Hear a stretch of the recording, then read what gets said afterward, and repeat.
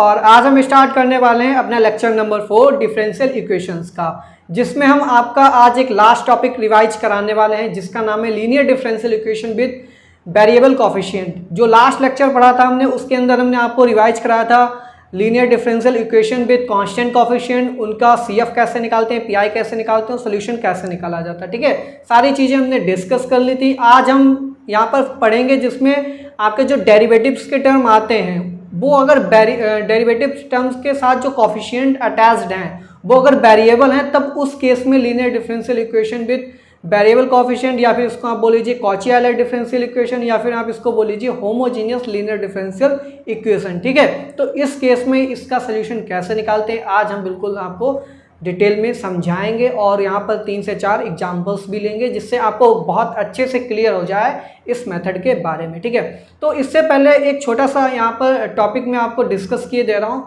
जो second lecture था हमारा जिसमें हमने पढ़ा था exact and non exact differential equation, तो वहाँ पर एक हम नॉन एग्जैक्ट टाइप में कंडीशन पढ़ा रहे थे। तो फर्स्ट केस में हमारा था हम mx प्लस ny चेक करते हैं और ये किसके इक्वल होना चाहिए, नॉट इक्वल टू 0 होना चाहिए।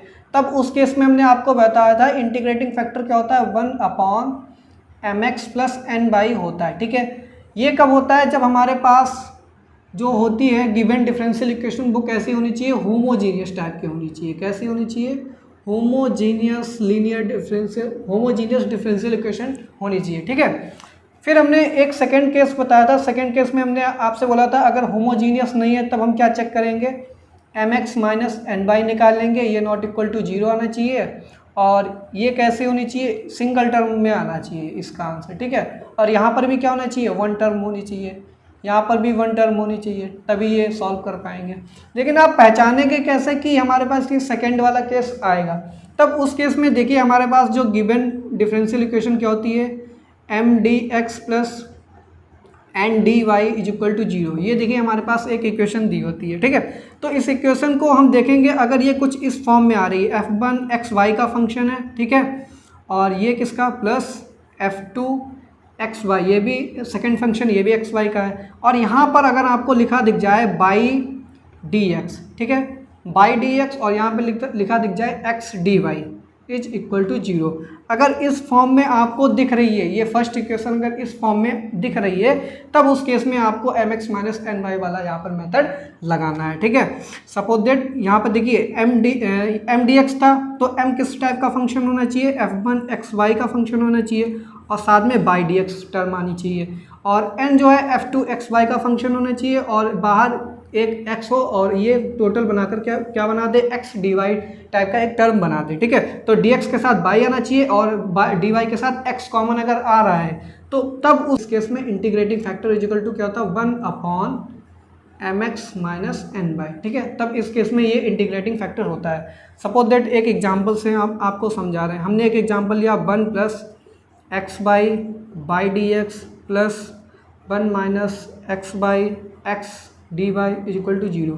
ये एक गिवन डिफरेंशियल इक्वेशन दी है। ठीक है, आप यहाँ से चेक करेंगे del m over del y, फिर आप निकालेंगे del n over del x। ठीक है, वहाँ से आप देखेंगे इक्वल नहीं आएंगे तो आप बोलेंगे नॉन एग्जैक्ट है। अगर नॉन एग्जैक्ट है तब हम देखेंगे क्या होमोजीनियस है ये, तो देखिए ये होमोजीनियस तो नहीं है। अगर ये होमोजीनियस नहीं है तब हम क्या जाएंगे, सेकंड केस देखेंगे क्या इसमें लग रहा है या नहीं लग रहा है। तो सेकंड केस पे जाने के लिए हमें कुछ इस फॉर्म में ये दिखनी चाहिए। तो देखिए यहाँ पर देखिए xy आ रहा है, ये फंक्शन ऑफ xy लिखा, ये भी फंक्शन ऑफ xy लिखा है। ठीक है, और बाहर देखिए कॉमन हमको क्या मिल रहा है, बाई dx मिल रहा है और x dy मिल रहा है, यानी कि हम इस पर सेकेंड केस लगा सकते हैं। तब आप डायरेक्टली यहाँ से किसकी वैल्यू निकालेंगे, mx माइनस ny की वैल्यू निकालेंगे और 1 कर देंगे, तब ये हमारा आ जाएगा इंटीग्रेटिंग फैक्टर।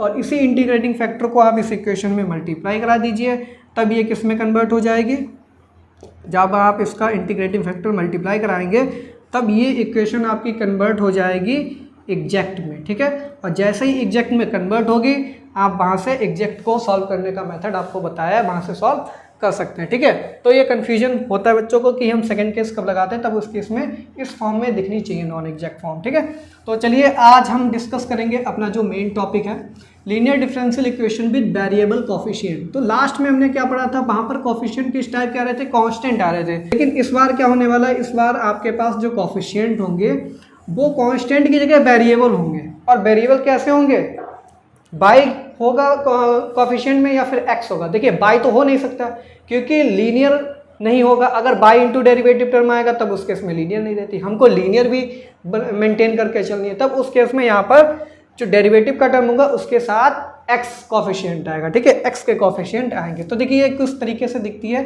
तो सबसे पहले तो हम इसकी लिखेंगे जनरल फॉर्म, ठीक है। तो जनरल फॉर्म किस तरीके से होती है, यहाँ पर देखिए लिखा होगा एक्स की पावर एन।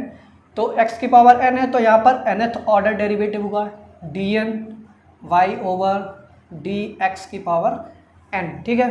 फिर यहाँ पर क्या होगा x की power n minus one D N minus one y upon d x की power n minus one plus x की power n minus two D N minus two y over D x N minus two plus dot dot dot dot, ऐसे तो चलते चले जाएंगे। Last में आपके पास क्या आएगा, प्लस x आएगा, ठीक है, प्लस x आएगा।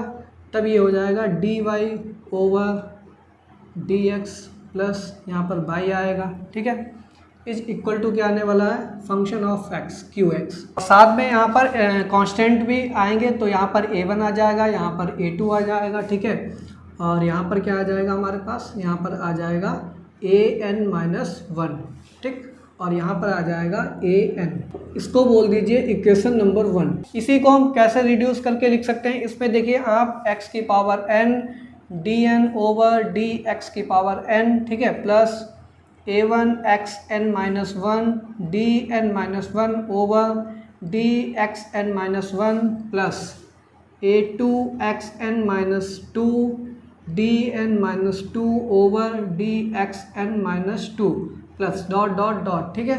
लास्ट में क्या आएगा हमारे पास an। बाई देखिए हम बाहर निकाल लेंगे, ठीक है, तो यहाँ पर लिख दीजिए by is equal to Q of X. तो देखिए ये इक्वेशन नंबर 1 को इस फॉर्म में भी हम लिख सकते हैं, ठीक है। अब देखिए इसका सोल्यूशन कैसे निकालते हैं, ठीक है, सोल्यूशन ऑफ इक्वेशन 1, ठीक है, जो लीनियर डिफरेंशियल इक्वेशन है इसका हम सोल्यूशन कैसे निकालते हैं। तब देखिए इसके सोल्यूशन के लिए हम क्या करते हैं, हम पुट करेंगे, put D over D x, ठीक है, x into D over D x को हम लिखेंगे यहाँ पर थीटा, ठीक है। फिर क्या पुट करेंगे, X square D two over D x square को हम पुट करेंगे थीटा, थीटा माइनस वन, ठीक है। फिर x cube D cube over D x cube को क्या पुट करेंगे, theta, theta minus one, theta minus to, ठीक है। इसी तरीके से आप चलते चले जाएंगे तो यहाँ पर क्या आएगा, अगर nth ऑर्डर हम देखेंगे तो x की power n D N over D x की पावर n, तो ये किस तरीके से लिखा जाएगा, theta into theta minus one, theta minus two dot dot dot, ठीक है। फर्स्ट ऑर्डर था तो 1 टर्म आई थी, सेकंड ऑर्डर में 2 टर्म आई, थर्ड ऑर्डर में 3 टर्म, तो यहाँ पर कितनी टर्म आएंगी, nth ऑर्डर है तो n टर्म आनी चाहिए, ठीक है। और जब फर्स्ट ऑर्डर था तो देखिए यहाँ पर केवल थीटा लिखा था, सेकंड ऑर्डर में थीटा, थीटा माइनस वन, ठीक है, सेकंड ऑर्डर था तो थीटा माइनस वन तक गया, थर्ड है तो थीटा माइनस टू तक गया। अब जब nth ऑर्डर है तो ये कहाँ तक जाएगा, एक कम पे जाएगा तो theta minus n minus one तक जाएगा, तो ये क्या हो जाएगा, theta minus n minus one तक ये जाएगा, ठीक है। तो इस तरीके से हम इन सारी वैल्यूज को पुट करेंगे इक्वेशन नंबर, इसको बोल दीजिए इक्वेशन नंबर 2, ठीक है। कहाँ पुट करेंगे, इक्वेशन नंबर 2 में। इससे पहले एक और चीज़ आप लेकर के चलेंगे, यहाँ पर बोलेंगे let x is equal to, X की वैल्यू हम पुट करेंगे e की पावर z, और e की पावर z हो जाएगा तब हम क्या करेंगे, z की वैल्यू यहाँ से क्या आएगी, z is equal to log x हो जाएगा, ठीक है। ये आप रिमेंबर कर लीजिए, ये आपको पुट करना है जब भी आपको कॉची आयलर डिफरेंशियल इक्वेशन दिख जाए। x की वैल्यू क्या ले लेनी है, e की पावर z, और z की वैल्यू निकाल लेनी है, z is equal to log x आएगा। अब आपको क्या करना है, put in equation 2, second equation में अब हम रखेंगे इन सब की वैल्यूज।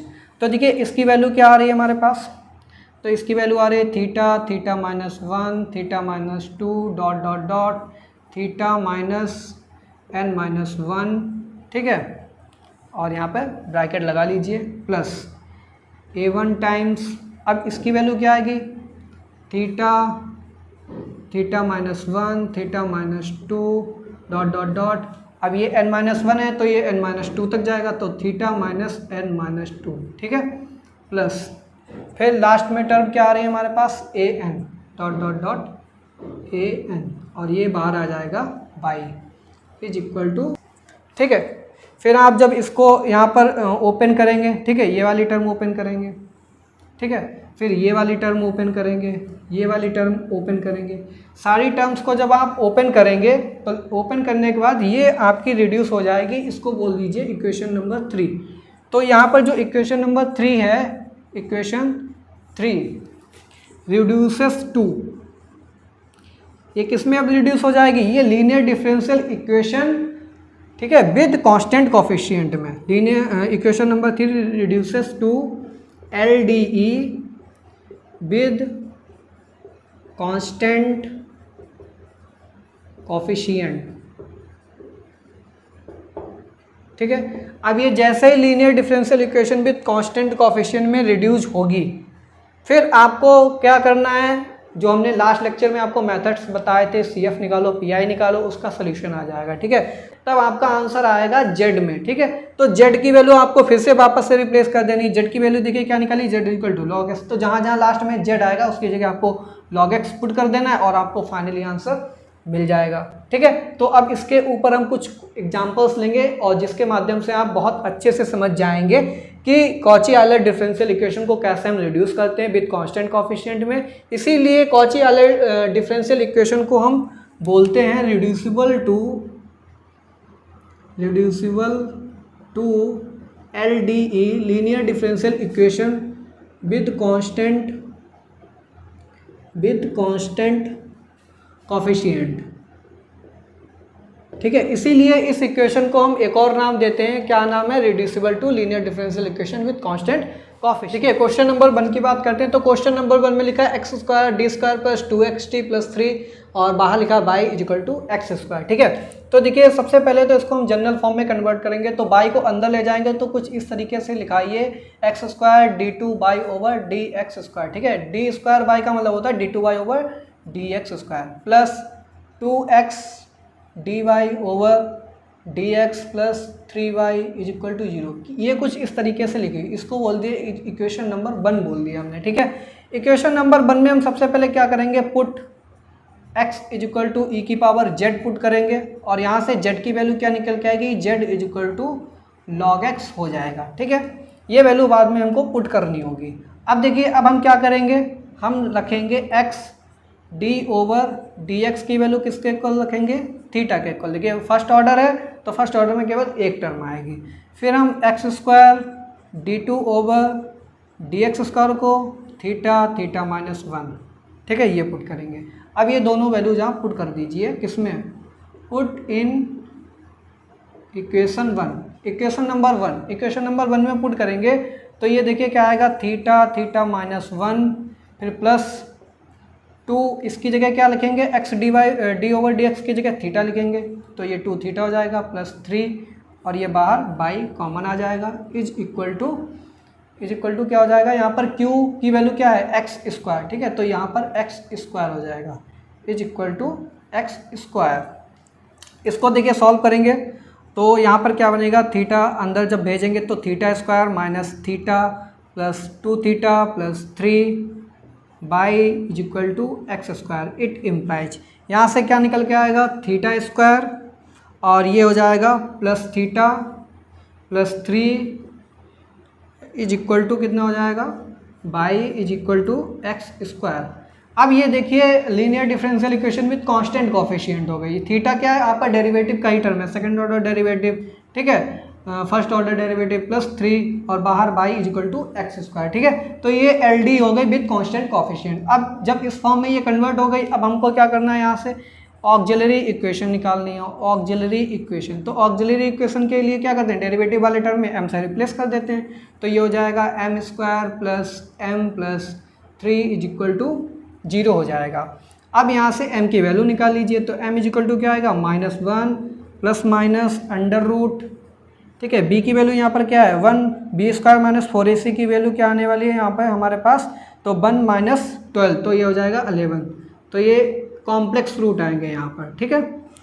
तो ये किस फॉर्म में आ गई, m की वैल्यू क्या आ रही है हमारे पास, it implies m is equal to -1/2 plus minus i√11/2। तो ये अल्फ़ा की वैल्यू हो गई, ये हमारे पास बीटा की वैल्यू हो गई। अब आपके पास अल्फ़ा बीटा वैल्यू आ गई है, तब इस केस में सी एफ क्या निकालेंगे, complementary function is equal to, ठीक है। तो कॉम्प्लीमेंट्री फंक्शन अब हमारे पास क्या निकल के आने वाला है यहाँ से। उससे पहले एक और चीज़ यहाँ पर देखिएगा, यहाँ पर ज़्यादातर मिस्टेक क्या करते हैं बच्चे, ये एक्स स्क्वायर यहाँ पर एलिमिनेट नहीं करते, जबकि हमें एक्स की वैल्यू क्या रखनी है, ई की पावर जेड। तो ये जहाँ पर एक्स स्क्वायर है, यहाँ पर एक्स स्क्वायर की जगह क्या होगा, ई की पावर 2z हो जाएगा, ठीक है। x की जगह जब आप एक्स स्क्वायर निकालेंगे तो e की पावर 2z हो जाएगा। तो यहाँ पर भी क्या हो जाएगा, ये e की पावर 2z हो जाएगा, ठीक है। और यहाँ पर भी क्या हो जाएगा, e की पावर 2z हो जाएगा, ठीक है।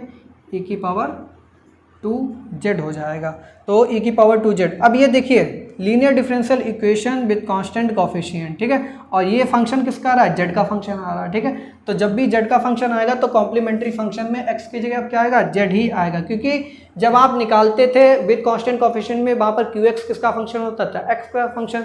तो कॉम्प्लीमेंट्री फंक्शन में भी x वाली टर्म आती थी, लेकिन यहाँ पर ये फंक्शन ऑफ z हो गया, तब इस टाइप में यहाँ पर क्या आएगी, z के टर्म्स आएंगी, ठीक है। तो z की टर्म्स देखिए कैसे आएंगी, CF निकालने के लिए फार्मूला क्या होता है, e की पावर अल्फ़ा x, ठीक है। तो e की पावर अल्फ़ा यहाँ पर कितना, -1/2। अब x की जगह यहाँ पर z हो जाएगा, ठीक है।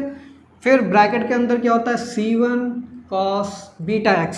बीटा हमारे पास क्या है, √11/2। अब x की जगह क्या आएगा, z आएगा, प्लस c2 sin √11/2z, ठीक है। ये हमारे पास कॉम्प्लीमेंट्री फंक्शन आ गया। कॉम्प्लीमेंट्री फंक्शन निकालने के बाद अब आपको निकालना है पीआई, पार्टिकुलर इंटीग्रल निकालना है। तो देखिए पार्टिकुलर इंटीग्रल कैसे निकाल लेंगे, पार्टिकुलर इंटीग्रल के लिए क्या लिखेंगे, एक्स स्क्वायर RHS में है, तो एक्स स्क्वायर की वैल्यू क्या हो जाएगी, ई की पावर 2z हो जाएगी, क्योंकि एक्स को किससे रिप्लेस करना है, ई की पावर जेड से, ठीक है। तो ई की पावर 2z अपॉन ये हमारा देखिए कितना आ रहा था, theta square plus theta plus 3, ये आ रहा हमारे पास। अब जब भी e की power ax upon F D type का फंक्शन आता है, तब वहाँ पर क्या करते हैं, d को a से रिप्लेस कर देते हैं। तो यहाँ पर थीटा डेरिवेटिव वाले टर्म से, तो थीटा को किससे रिप्लेस करेंगे, यहाँ पर z का कोफिशिएंट 2 है, तो 2 से रिप्लेस कर देंगे, तो ये e की पावर 2z हो जाएगा अपॉन में, तो ये हो जाएगा 2 स्क्वायर 4 हो जाएगा, प्लस 2 हो जाएगा, प्लस 3 हो जाएगा, 3 2 5 5 4 9, तो ये आ जाएगा e की पावर 2z अपॉन 9, ठीक है। ये पी हो गया। तब इस केस में इसका सोल्यूशन क्या होगा, y is equal to CF प्लस PI, ठीक है। अब CF कितना है, e की पावर -12z। अब z की वैल्यू वापस से रिप्लेस करनी है, z की वैल्यू कितनी है, log x, तो ये हो जाएगा log x, ठीक है। C1 cos √11/2, z की वैल्यू कितनी है, log x, ठीक है। तो ये log x हो गया, प्लस C2 sin √2, z की वैल्यू क्या है, log x, ठीक है। तो ये log x हो जाएगा, प्लस पी क्या है हमारे पास, e की पावर 2z। तो e की पावर 2z का मतलब 2 × z कितना है, log x अपॉन 9 हो जाएगा, ठीक है। देखिए सेकंड वाले में सबसे पहले तो हमको क्या करना है, put x is equal to e की पावर z पुट कर देना है। तो यहाँ से z की वैल्यू क्या निकल गई, z is equal to log x निकल के आ जाएगी, ठीक है। अब हमको क्या करना है, x स्क्वायर d2/dx² लिखा, तो यहाँ पर क्या हो जाएगा, थीटा इंटू थीटा -1 हो जाएगा, प्लस यहाँ पर इसकी जगह थीटा आ जाएगा -1, और बाहर बाई हमारा कॉमन आ जाएगा, इज इक्वल टू हमारे पास इज इक्वल टू में 0 है, यानी कि यहाँ पर पीआई नहीं निकलेगा, ठीक है, क्योंकि हमारा जो राइट हैंड साइड पे जो क्यूएक्स का फंक्शन है वो यहाँ पर 0 है, ठीक है। अब देखिए यहाँ पर इसको सॉल्व करेंगे, ये क्या हो जाएगा, theta square minus theta plus theta -1 y is equal to 0। यहाँ से थीटा थीटा कैंसिल आउट हो जाएगा, तो बचेगा theta square -1 y is equal to 0, ठीक है। इसको बोल दीजिए इक्वेशन नंबर 2, ठीक है। और जो हमारी गिवन इक्वेशन थी इसको बोल दीजिए equation number 1।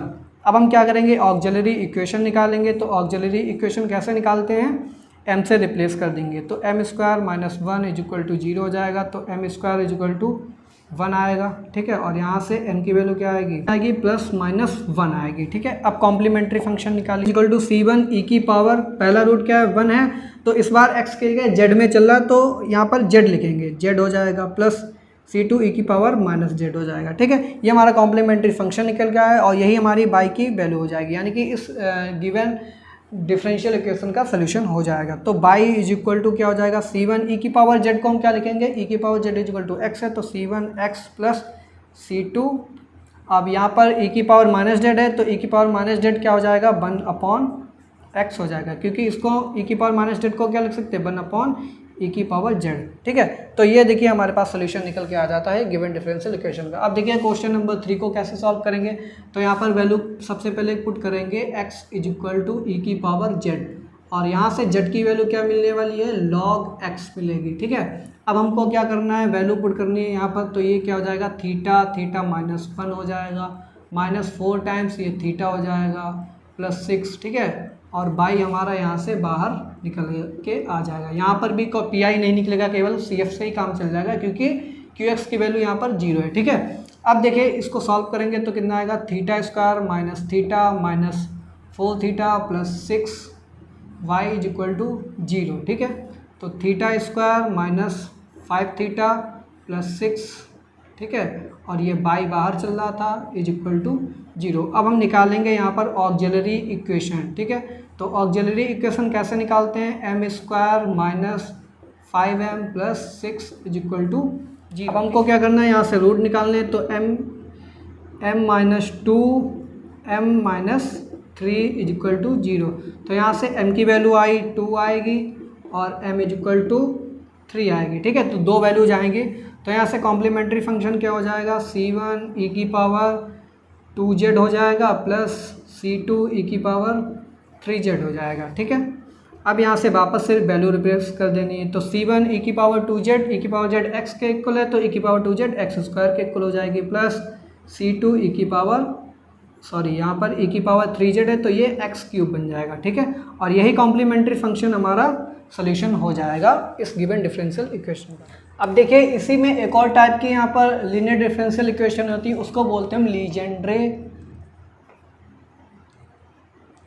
लीजेंड्रेज linear differential equation. ठीक है, अब लीजेंड्रेज लीनियर डिफरेंशियल कुछ नहीं होती है, रिड्यूसिबल टू होमोजीनियस होती है। ठीक है, यानी कि कुछ ऐसी इक्वेशन होगी, उनको हम सबसे पहले होमोजीनियस में कन्वर्ट करेंगे एलडी में, फिर होमोजीनियस एलडी को किस में कन्वर्ट करेंगे, हम विद कांस्टेंट कोफिशिएंट में कन्वर्ट करेंगे, उसके बाद फाइनल आंसर निकालेंगे। ठीक है, तो ये चैन वाइज यहाँ पर प्रोसेस चलती है। तो देखिए ये लीजेंड्रेज एलडी कैसी होती है, तो यहाँ पर देखिए ax प्लस बी की power n dn by over dx की power n plus p1 ax plus b की power n-1 dn-1 by over dx की पावर n-1। ठीक है, plus p2 ax plus b n-2, ये कितना हो जाएगा, dn-2 by over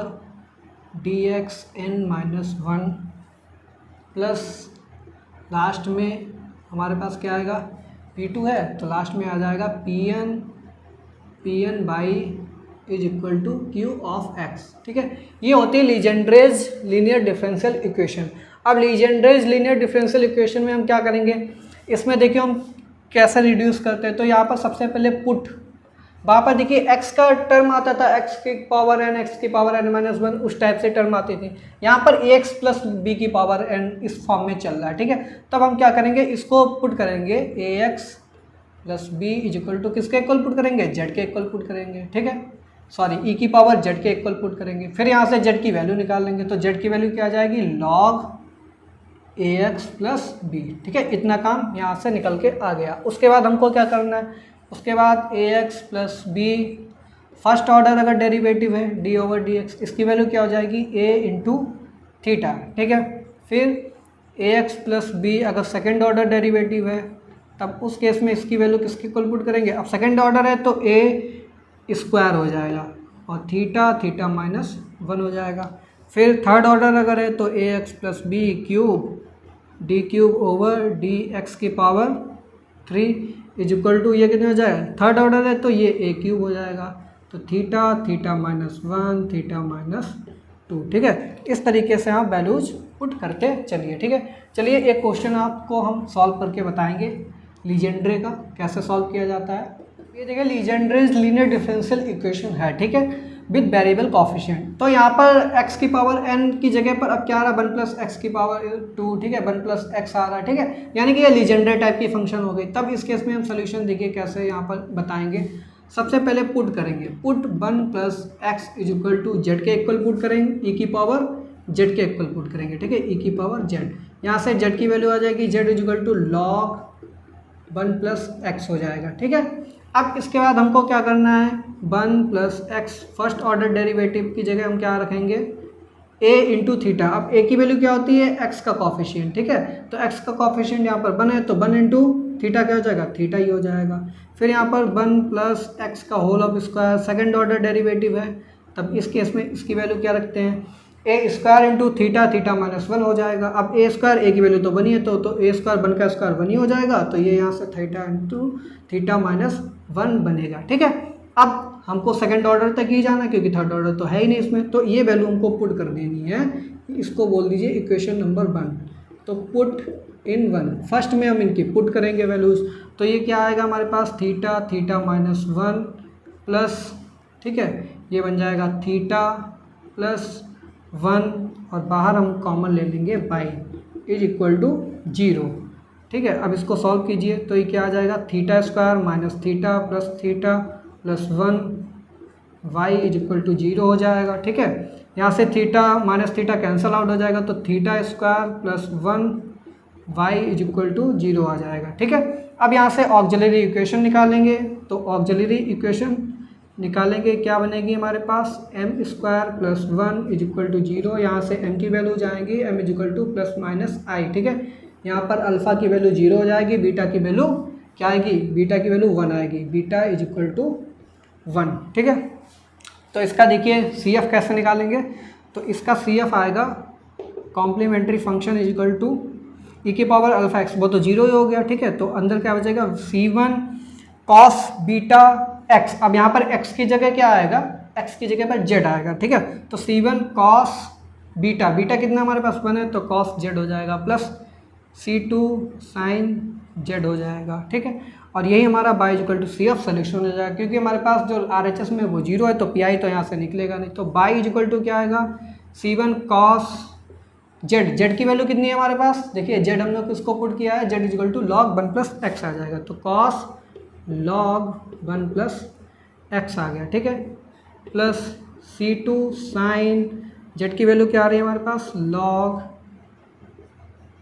1 plus x, ठीक है। तो ये हमारे पास सोल्यूशन निकलता है जब लीजेंडर टाइप की फंक्शन होती है, ठीक है, लीजेंडर लीनियर डिफरेंशियल इक्वेशन।